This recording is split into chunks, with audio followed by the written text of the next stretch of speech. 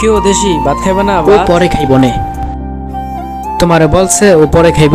হ্যাঁ অনেক খাইব না, হ্যাঁ লেগা কি বয়া থাক মুনি। আরে ভাই এটি কেমন কথা বলেন? চালু খাওয়ান দাও, নিজে চিন্তা করো। দূরও মিয়া। ভাই ভাত খাবেন না ভাই? কি সমস্যা? ভাই রান্না বান্না কিছু করি নাই, খামুনে পরে আপনারা খান। তাতে কি হয়েছে ভাই?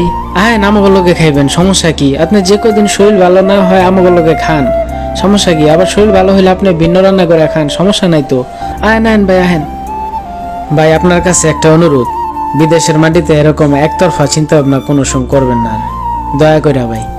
দেখেন আজকে যদি ওই বাসায় থাকতো, এই ভাইটি যদি বাসায় থাকতো, তার বিবি বাচ্চা সবাই তার সেবা যত্ন করতো, সে তাড়াতাড়ি সুস্থ হয়ে যেত আল্লাহর রহমতে। এখন এই জায়গায় তার কেউ নাই, আমরাই তো আছি না। আমিও তো অসুস্থ হইতে পারি, আপনিও তো অসুস্থ হইতে পারেন। তো আপনি অসুস্থ হইলে আমি কি আপনার পাশে থাকুম না? থাকুম অবশ্যই। আমার সমস্যা হইলে আপনিও থাকবেন, আমি এমনটা আশা করি। একে অপরে যদি সবাইকে সাহায্য সহযোগিতা না করি ভাই, আমরা তো বাঁচতে পারুম না এই বিদেশের মাটিতে। এরকম করেন না ভাই, এতে খুব কষ্ট লাগে। ও অসুস্থ আজকে, কালকে আপনিও তো অসুস্থ হইতে পারেন ভাই। তবে খানা খাও।